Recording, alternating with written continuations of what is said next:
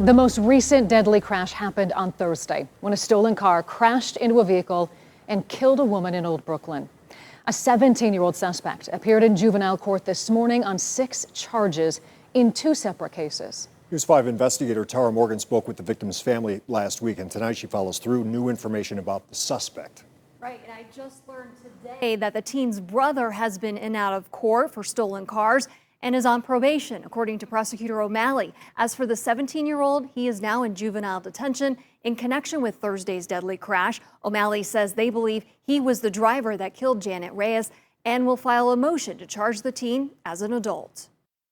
Horrific. It was just a horrific crash. Cuyahoga County prosecutor Michael O'Malley wants it to stop. The stolen car crime trend that has now claimed 2 lives in less than 1 month in Cleveland.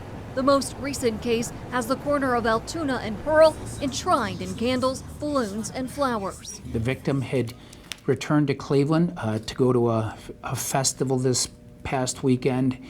And in her return to her home city, she lost her life through this plague of stolen Kias and Hyundais that is saturated our county. The video of the crash may be disturbing to watch. Janet Reyes was in the passenger seat, and I spoke with her cousin last week. The world won't be the same without her. That's all I can say. Her family says Reyes' friend was driving, and she's in critical condition. O'Malley says the stolen Kia that flipped on its roof was going at least 60 miles over the speed limit. Clearly the car didn't anticipate the speed of the stolen car, which my understanding has been calculated to be 91 miles per hour. O'Malley says the 17-year-old, who is believed to be the driver of the stolen car, was found in the passenger seat with a gun in his waistband and is accused of having a stolen gun in a different stolen car the day before.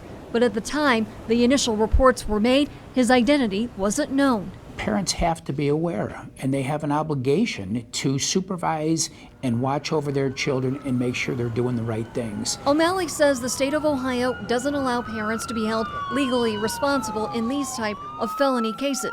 They can only be prosecuted in municipal court if their child violates curfew. Would you say that the juvenile courts are failing the city of Cleveland, Cuyahoga County, Northeast Ohio?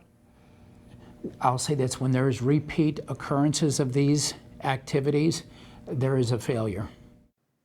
If the case goes into adult court, O'Malley says the teen could face vehicular homicide or possibly murder charges. O'Malley hopes to have a meeting this week to come up with a solution for repeat offenders.